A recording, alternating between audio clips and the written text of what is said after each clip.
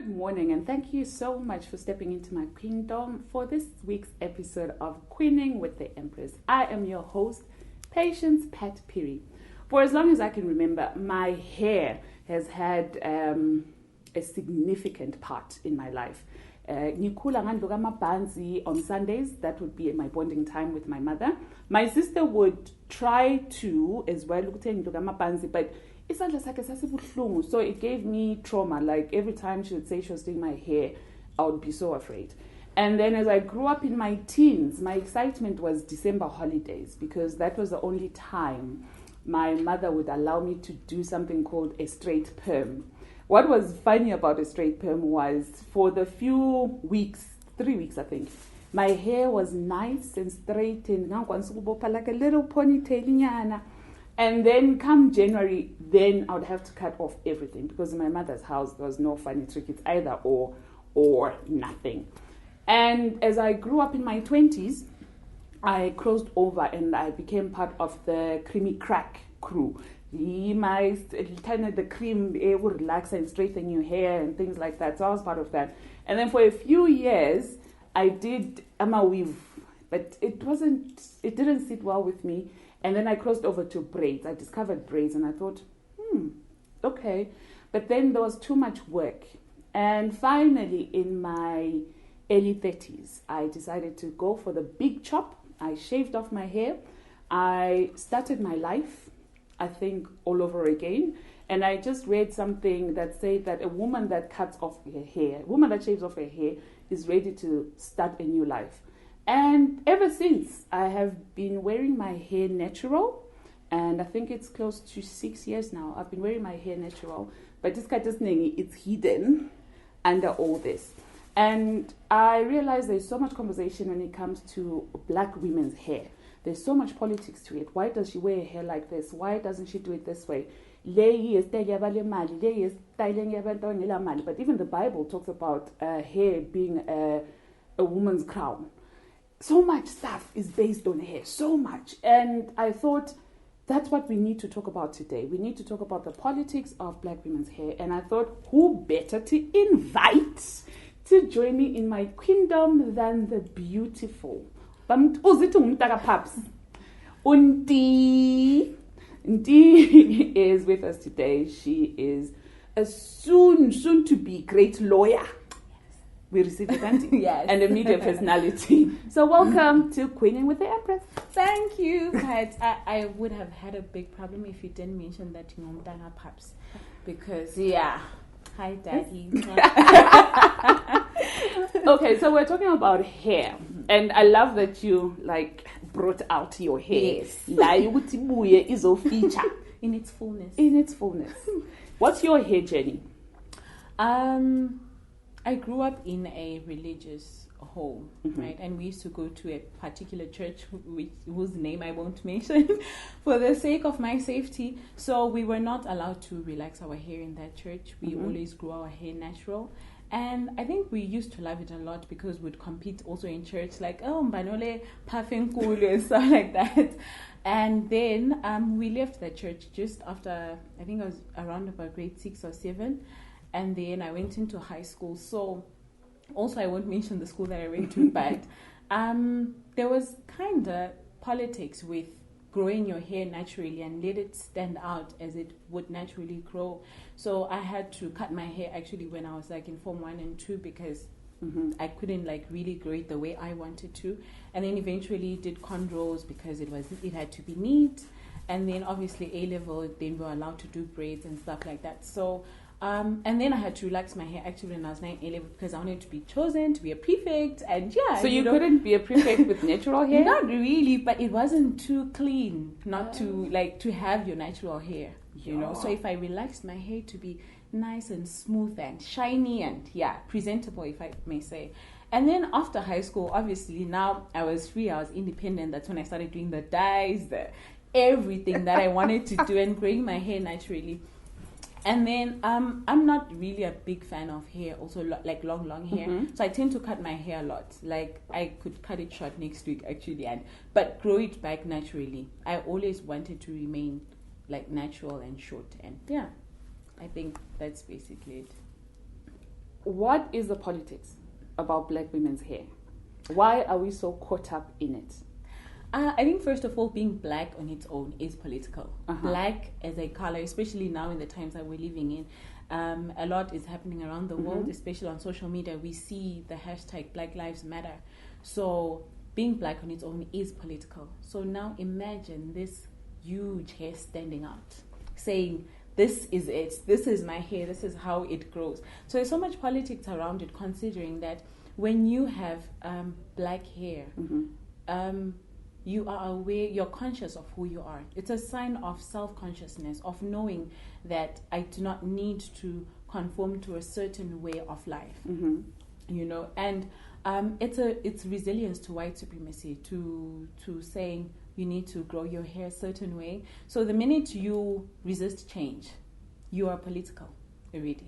You are in a state of fighting, if I can put it that way, you know. So I think that's the politics around Black hair. The fact that we are aware of who we are, we are conscious, and we are resilient to what the world perceives people's hair to be. Okay. We'll be back after a short break, and we'll continue this conversation of the politics of Black women's hair with Ntie.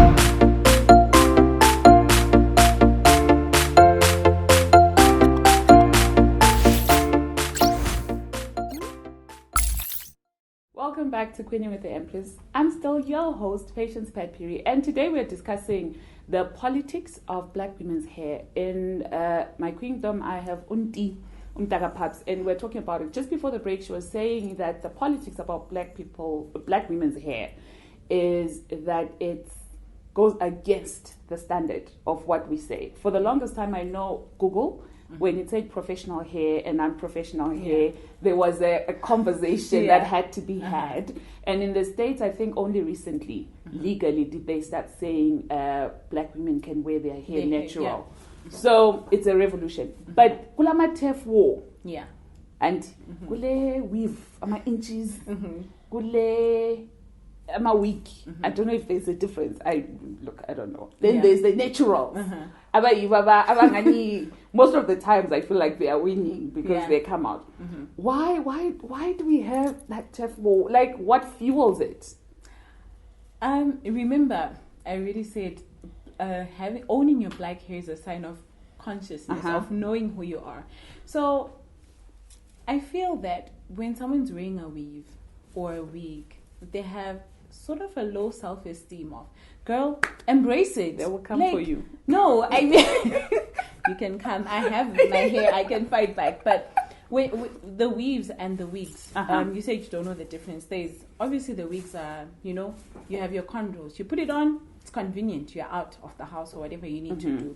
But there's this turf war between wigs and naturals, because girls with natural hair I think we want other girls to also feel how special it is to wear their hair the way it is. Okay. You know, and why are you wearing that wig? First of all, why are you wearing that weave? It's a sign of, some people have a low self-esteem to say, maybe my hair is not looking too presentable, maybe my hair is not straight enough. And I once read somewhere that girls with natural hair feel like they have shares in Africa. We have shares. Like, we own land. We've made it in life. And people don't understand also that sometimes maintaining Black hair is difficult. Like, it's a lot of work. It's not easy. You need to constantly shampoo it, moisturize it with organic stuff, because it's organic hair. It's natural. So I guess it's the self-esteem issue.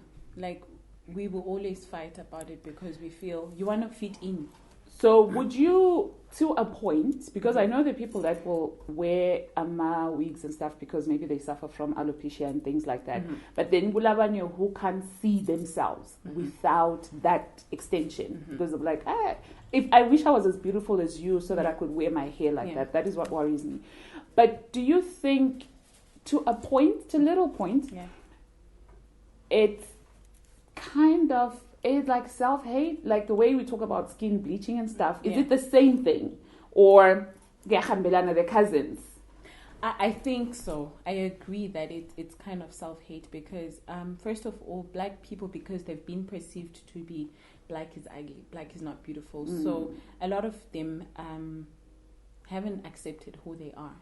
Like, I'm dark. I'm being black. Being black is a sign of.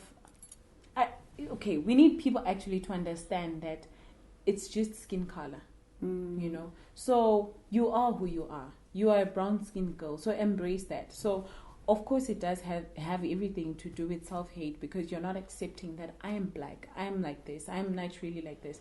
So, also, if you wear the fake hair, you need to complement it with the fake skin, you know. So, I am going to, if I have long, the whole weave, whatever inch, I need to bleach my skin so that, you know, okay, you know? So you can't have Indian hair and still have a melanin pop. You can, but because already I'm not confident enough to wear my skin, I'm not confident enough in my black skin, then, yeah. Okay, but all right. Then the thing that always, hair is $1 billion business. And from what I've discovered, it's the black women that spend a lot. They don't own it. Not many of them own it, but they spend a lot on it. Imali vela ngaphi, the world is an economic meltdown. Imali yakho ivela ngaphi? Ama-hairsalon mahlale egcwele. Like, people are always changing their hair. Where is this money coming from? I have a friend, you know, a best friend of mine. She loves hair. That girl, you know, ever since we became best friends, she has never cut her hair. I've never seen that girl with short hair or whatsoever, and it's always relaxed, and she loves it with her life. And she's always saving up. She's got like your formal decent job. So she'll tell you, Ntie, I'm going to save up 3 months to buy a Brazilian wig, to buy extensions, to buy this, to buy that. So she believes she's investing in her hair, you know, so that she looks good and she feels good about it. But we also have auntie, you know, who really can't afford these things. I'm not sure if I could afford even buying hair for $500 I would wear it. 500 what? I think this costs so much more. Yeah, it's quite expensive. I think it ranges from about, depending also with the quality, you know, there's your Indian, your Brazilian, your Peruvian, and whatever. So with the higher the grade and the quality, the bigger the price. So you have these people that are under pressure to fit in, to want to, we're going out. Okay, you know, that's fine. Then the other one's like, we're going out, I need to look the part. I need that hair, you know. And then they go to the extent of having what's commonly known for a long time now as a maplesa. You know, having that man who, and you know, sometimes a maplesa is not like your 40, 50-year-old man. It could be even, you know, youngish people, but going to the extent of having a man to provide that hair for you, you know. And some people, honestly, I'm an Ntie. I need to get you back for another conversation about this. But okay, so moving forward, you're a media personality, so you have a lot of gigs and a lot of events. Have you faced in your journey now a situation where your hair is an issue? Yes, I almost said a lot of times. But, well, the few times in some of the productions and projects that I've done, you have to MC a corporate event, and I rock up like this. I'm wearing a very nice dress, you know, and probably also before the event, obviously, you have discussions with whoever is hosting that gig, and they will tell you already what they're expecting of you. You know, they'll tell you probably not to wear revealing clothes, and then tell you that you need to make your hair neat. Like, or they'll remind you, oh, so you're going to do your hair, right? Like, even if you're not planning to, you need to do your hair.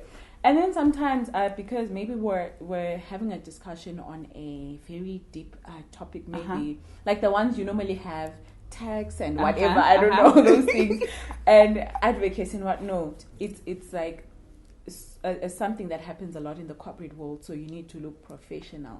So I'm told maybe you could get a Brazilian hair, you could get a wig from whoever. And sometimes with the projects that we do, you have sponsors. So maybe there's already a hairdresser who's told you're going to take care of just Ntie. to make sure. So you've got to make her look this way so that we sell the brand. So yeah. Does that leave you feeling some type of way? It does. It most of the times I've had to speak with hair. I know it might sound crazy right now, but honestly, Pat, it affects my confidence. Yeah. It's now, not you. Yes, it's not me. Whenever I have a wig on, the few times that I've had to put it on, and I feel like I need to sit up straight and, produce a certain accent and speak a certain way. And it's not right because I'm not myself at the end of the day. And yeah, really, it's not fair, but I love my producers. That's how you live it. And yes. If you could say something to someone watching right now about Black women, their hair, how it is their identity, what would you say? I would say embrace who you are, first of all. Embrace Ntie. I don't know who we're talking to, who's watching, but the minute you embrace who you are and know who you are, you can embrace your hair. Because it takes a lot you can't just embrace your hair and take charge over it and how it grows and whatsoever and nature it the way you want it to grow without knowing who you are. Embrace that you're Black. Know that you're Black and you're beautiful. It won't change. Skin bleaching won't change nothing. It will not change a single thing. Yeah. So you need to embrace who you are. You need to be always aware. Self-awareness is very important so that you don't conform, so that you don't try to fit into what the world deems to be the right thing to do, the right way to look, the right way to speak, So yeah, just embrace who you are and own your hair, own your body, own yourself. Who are your hair heroes? My hair heroes, okay. I don't know if Adichie is a hair hero, but because I read a lot of her books, Adichie. I read a lot of her books and I follow her a lot, everywhere, I think she's my hair hero because also in most of her novels, there isn't a single time she doesn't speak about hair. She will always point it out that, so I was doing my hair at the salon, so... And also remember, I said, for me, hair is not a big deal on how it grows and the length and whatsoever. I just grow my hair because, I like it the way it is. So I think Adichie is my hair hero because she's aware of who she is. And she's also trying to communicate that embrace it. Embrace being an African and own it, Okay. We'll take a break and we'll be back with my royal thoughts. Thank you so much for being here, Ntie, and sharing your hair journey with us and telling us the politics. Okay, thank you. They will come for you. I'm ready. You're ready. We'll be back after the break.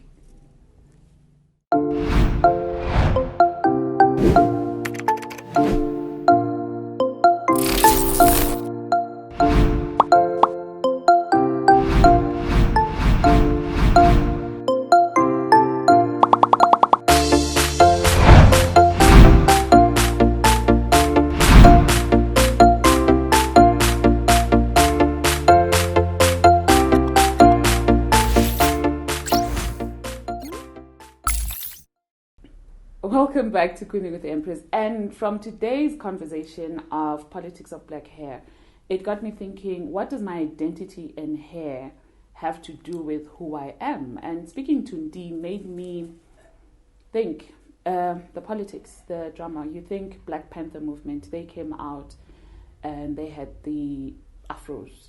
And now we have the dreadlocks and we have the natural sisters. We have all these things. But also we have inches that keep growing and growing and growing.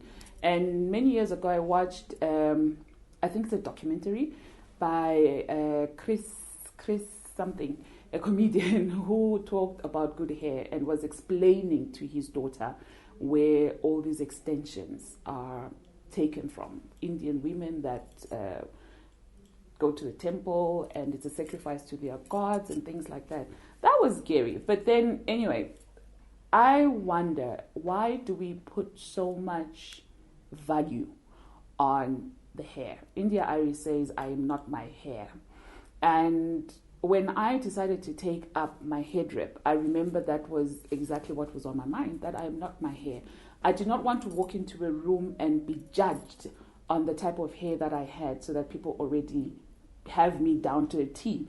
Because if I walked in with natural hair, they would say, ugh, she's the African one. She thinks she's special. If I walked in with inches or straight hair, it was either not too straight, it was not the right quality, there was so much to it. So I figured, you know what, in embracing who I am, like Ntie said, let me go back to being an African woman. This is who I am.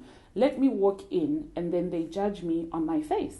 And that's another show of how the reaction constantly is. Not many people understand my hair choice, because some think that it takes me down to being a rural woman who goes into a boardroom. Efage ikriye is what they say about my headscarf. And I'm thinking, I know many powerful women who cover their heads, and it's a sign of respect. It's a sign of honor. For me to honor my tradition, to honor my culture, to honor the amazing women that have gone before me. So when it comes to hair, I think, do you? And make sure that whatever it is that you decide with your hair, it must suit you. It shouldn't be for anything else. If you're going to wear a wig, wear it knowing that it does not make you beautiful because you're already beautiful. Let it just be an accessory.